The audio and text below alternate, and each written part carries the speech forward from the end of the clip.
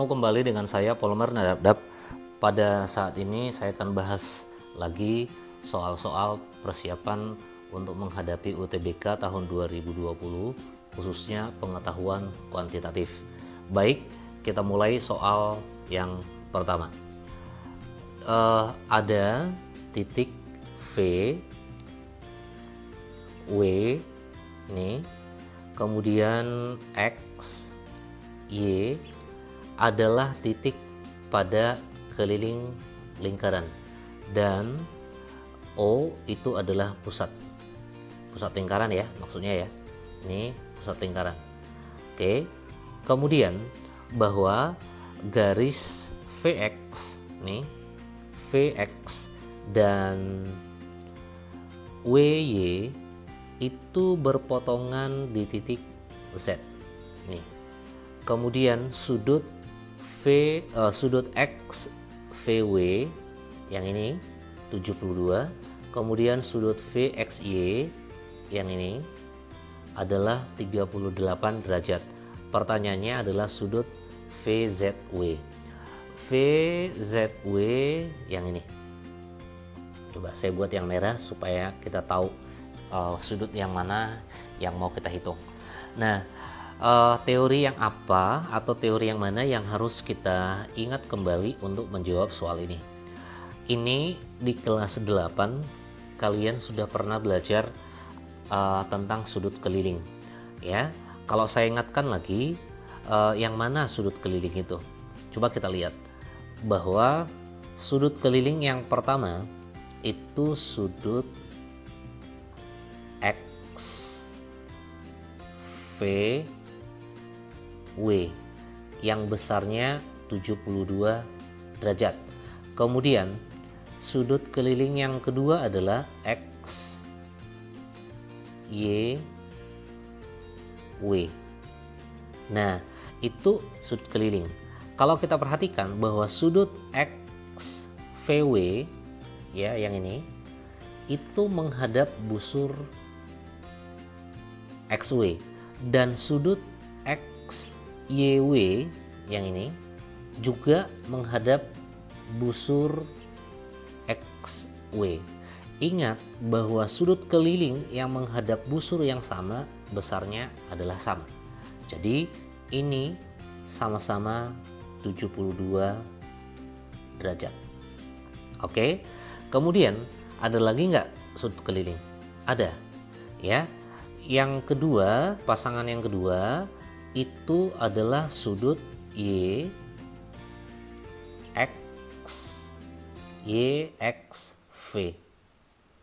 ya, itu sudut keliling juga. Ini saya benarin ya, ini V.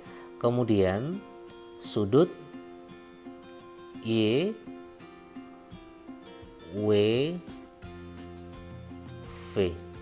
itu sudut keliling menghadap busur ini, sama-sama menghadap busur ini ya. Jadi besarnya ini sama. Oke, dan sudah diketahui di sini adalah 38. Oke, sehingga sudut YWV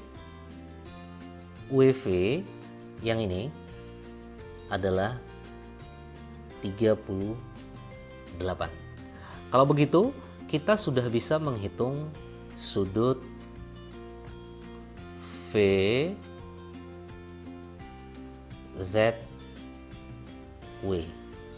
ya, itu tentu sama dengan 180 derajat dikurangi dengan 72 derajat ditambah dengan 38 derajat. Yang ini kita lihat yang segitiga yang ini. Nih. Ya, kita lihat segitiga yang ini. Kan yang ditanya adalah sudut yang merah ini. Ingat bahwa jumlah sudut dalam sebuah segitiga adalah 180. Sehingga kalau ini kita lanjutkan, maka ini akan sama dengan 180 dikurangi dengan 110, atau hasilnya adalah 70 derajat. Maka jawabannya adalah B. Oke, itu untuk soal nomor 1. Kita lanjut ke soal nomor 2. Diketahui P, Q bilangan positif dan P lebih besar dari Q. A ada, diketahui juga B ada. Maka, nah kalau kita perhatikan jawabannya ini adalah kita mau mencari hubungan antara A dan B. Oke, kita mulai dari A. Ya, kita mulai dari A. A sama dengan akar dari, ya, akar dari. Ini P kuadrat kurang Q kuadrat. Kalau saya faktorkan, tentu ini adalah P kurang Q dikalikan dengan P ditambahkan dengan Q. Dibagikan dengan, ya, dibagikan dengan P tambah Q. Nah, itu untuk A. Kemudian untuk yang B. Yang B adalah akar P kurang Q. Ini langsung saya akarkan 16. Akar 16 adalah 4. Berarti ini per 4. Kalau kita perhatikan, yang ini ada P plus Q, ini juga ada P plus Q. Maka kita akan mendapatkan bahwa A sama dengan akar dari P kurang Q. Kemudian B sama dengan akar dari, ini tadi tetap ya, P kurang Q dibagikan dengan 4. Nah, kalau kita perhatikan bahwa A itu adalah akar P kurang Q. Yang ini ada akar P kurang Q. Sehingga akar P kurang Q itu bisa nanti kita ganti dengan A. Berarti ini bisa kita tulis bahwa B sama dengan A dibagi dengan 4. Atau dengan kata lain bahwa A itu sama dengan 4B. Maka ini yang bisa kita dapat hubungannya. Kalau begitu jawabannya adalah C. Oke. Baik, kita lanjut soal berikut. Tentukan nilai yang ada dalam kotak. Maksudnya itu ini yang tanda tanya. Kalau menjawab soal seperti ini, ya, biasanya kita gunakan adalah bilangan-bilangan yang ada di luar ini. Karena yang ditanya adalah yang di tengah-tengah ini, berarti ini patokan kita 44. Artinya 44 ini kita mendapatkan dari bilangan-bilangan yang di luar ini. Kita mencari polanya. Ini harus kita coba. Misal 7 ya kali 3 ini 21, misalnya begitu. Kemudian 8 kali 4, ini tadi 21 ya. Nah, ini adalah 32. Kalau kita jumlah ini 43, tentu tidak sama dengan 44. Hasilnya kan harus 44. Nah, terus yang mana yang harus kita buat lagi? Kalau kita kalikan ini, kemudian yang ini lalu kita jumlah, tidak hasilnya tidak 44. Seandainya misalnya kita ganti polanya berikutnya, misalnya 7 tambah 3 kita tambahkan, kemudian 8 tambah 4, yang ini adalah 10, sementara yang ini adalah 12. Kalau kita jumlahkan 22, nah tambah jauh ya. Bagaimana lagi pola berikutnya? Coba kita lihat yang ini ya. Coba kita lihat yang ini. Yang ini 7 dengan 8 ya. 7 kali 8. Kemudian yang ini 3 kali 4. 7 kali 8 kita tahu ini adalah 56. Sedangkan yang ini adalah 12. Nah, misalnya kita kurangkan, hasilnya berapa ini? Hasilnya adalah 44. Nah, sama dengan yang ini. Berarti pola yang kita gunakan adalah yang ini, 7 kali 8, lalu 3 kali 4, baru kita kurangkan. Itu yang kita terapkan untuk mencari yang tanda tanya ini. Berarti yang tanda tanya itu akan sama dengan 2 kali 5 kurang 3 kali 1, atau sama dengan 10 dikurangi 3, atau nilainya adalah 7. Maka jawabannya adalah B. Oke, kita lanjut soal berikut. Ini pertidaksamaan. Ya. Diketahui jika P lebih kecil dari minus 2 dan Q lebih besar dari 4, maka Q kurang P. Nah, bagaimana kita untuk mendapatkan Q kurang P? Coba dari sini. P ini diketahui lebih kecil dari minus 2. Kalau ini saya kalikan dengan min 1, maka tentu kita akan mendapatkan apa? Minus P lebih besar dari 2. Sementara tadi kan diketahui Q lebih besar dari 4. Maka dari kedua pertidaksamaan ini sudah bisa belum kita cari Q kurang P? Bisa.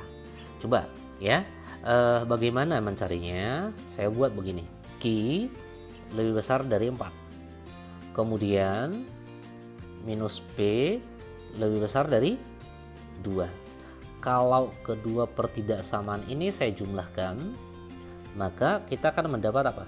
Q dikurangi dengan P akanlah lebih besar dari 6. Jadi Q kurang P lebih besar dari 6. Lebih besar dari 7.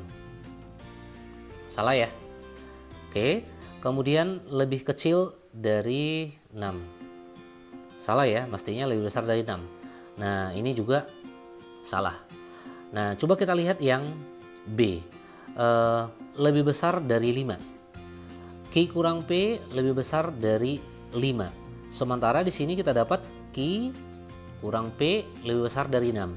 Antara pilihan A dan pilihan B. Kalau seandainya kita pilih yang A, kan lebih besar dari 7. Berarti ini lebih besar dari 6. Ada bilangan yang tidak tercakup ya. Nah, kalau kita pilih B lebih besar dari 5, sudah ada di sini ya. Q kurang P lebih besar dari 6 ya. Ada yang 6-nya yang lebih besar dari, kalau kita pilih yang B, maka yang ini mencakup. Sementara kalau yang A tadi ada bilangan yang tidak tercakup. Berarti yang mungkin ya jawabannya adalah B. Oke, bisa memahami ya? Oke, kita lanjutkan soal berikut. Ayunika pergi ke tempat kerja pukul 7 setiap pagi. Jika menggunakan motor dengan kecepatan 40 km per jam, maka dia tiba di tempat kerja terlambat 10 menit. Jika menggunakan motor dengan kecepatan 60 km per jam, dia tiba di tempat kerja 20 menit sebelum jam kerja mulai. Yang ditanya adalah jarak antara rumah Ayunika dan tempat kerja. Nah, yang ditanya itu jarak ya, jarak, dan di sini ada kecepatan. Nah, maka kita meminjam rumus ini ya, bahwa jarak itu sama dengan kecepatan dikali dengan apa? Waktu. Nah, oke, kita lihat di sini tadi ya, supaya lebih paham ilustrasinya. Coba ini saya gambarkan garis bilangan. Ya, ini saya gambarkan garis bilangan. Oke, kalau misalnya saya misalkan dia tiba di tempat kerja itu adalah jam T. dia tiba di tempat kerja jam T. Nah, tadi kalau kecepatannya 40 km per jam, dia terlambat 10 menit. Berarti terlambat. Ya, terlambat berarti di sini. Oke. Nah, kemudian jika kecepatannya 60 km per jam, dia 20 menit sebelum jam kerja sudah tiba. Berarti di sini. Jadi 20 menit lagi sebelum jam T dia sudah tiba. Artinya datang lebih awal. Oke. Nah, kalau begitu bagaimana kita untuk memperhitungkannya? Nah, karena di sini ada dua kecepatan, ya, ada kecepatan. Tentu kan mau kecepatan 40 km per jam atau kecepatan 60 km per jam, bahwa jarak antara rumah Ayunika ke tempat kerja tentu sama saja ya. Hanya perbedaannya nanti kan apa? Masalah waktu.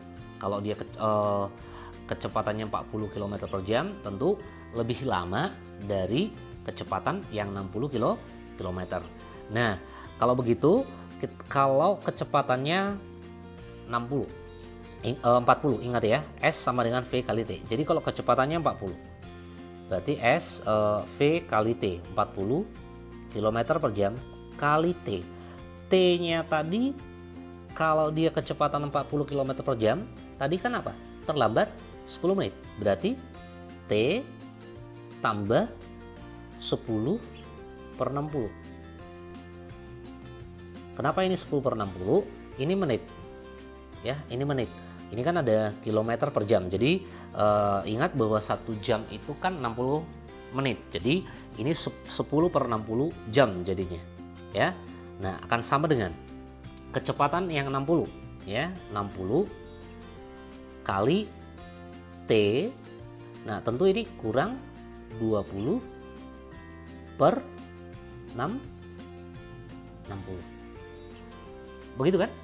Nah, oke. Kalau andaikan yang angka nolnya ini kita coret,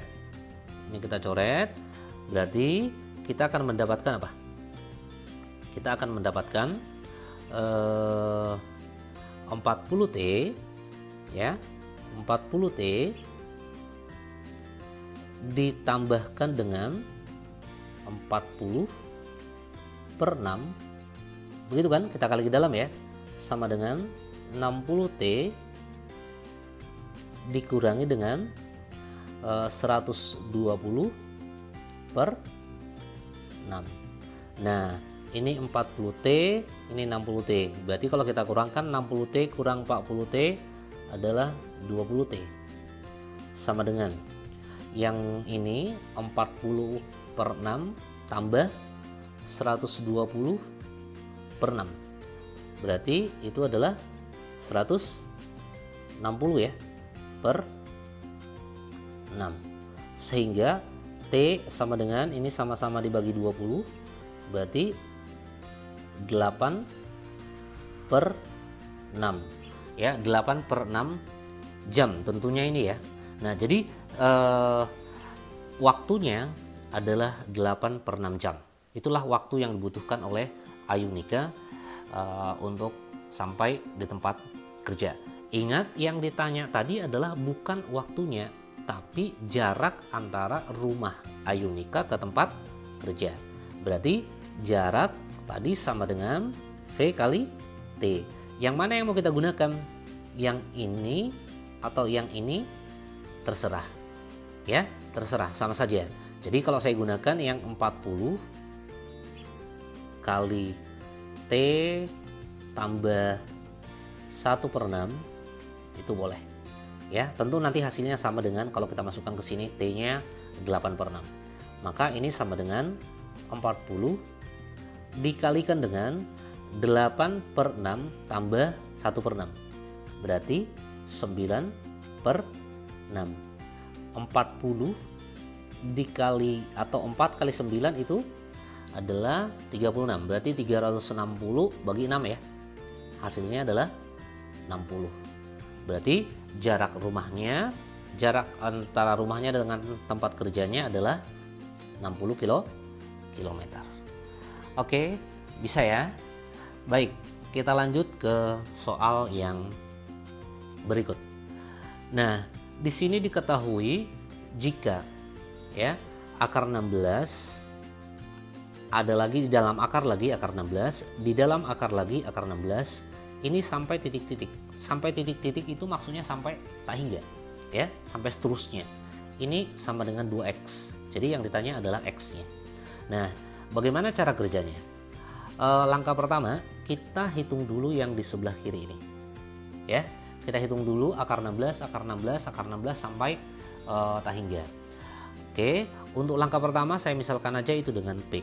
Sehingga P sama dengan akar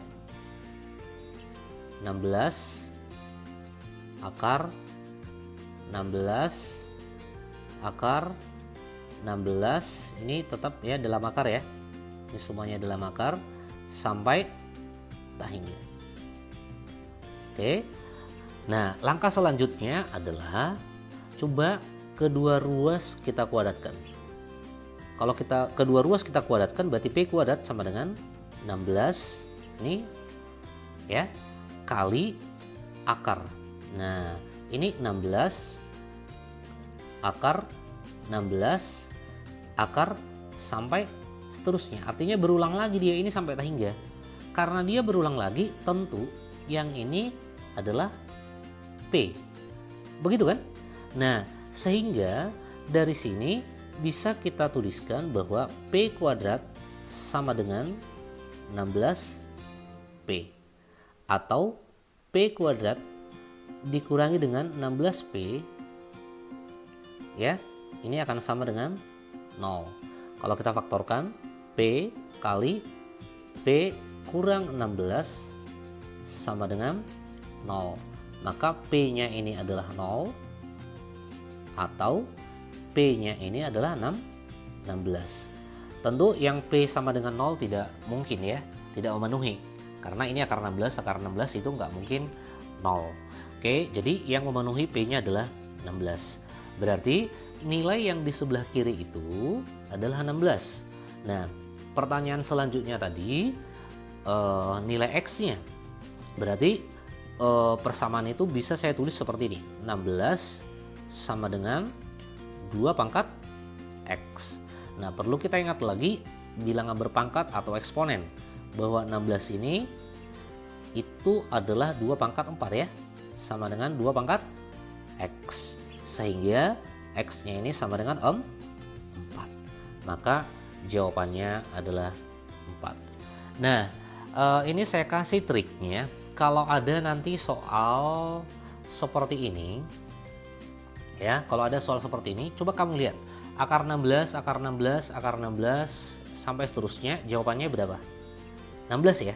Berarti kalau misalnya ada saya buat soal begini, 5 akar 5 akar 5 sampai tak hingga juga, sampai seterusnya, ini sampai tak hingga, maka ini jawabannya adalah berapa? 5 ya. Itu trik cepatnya. Berarti kalau misalnya di sini ada 3 akar 3, kemudian ada lagi akar 3 sampai selanjutnya, tentu ini hasilnya adalah berapa?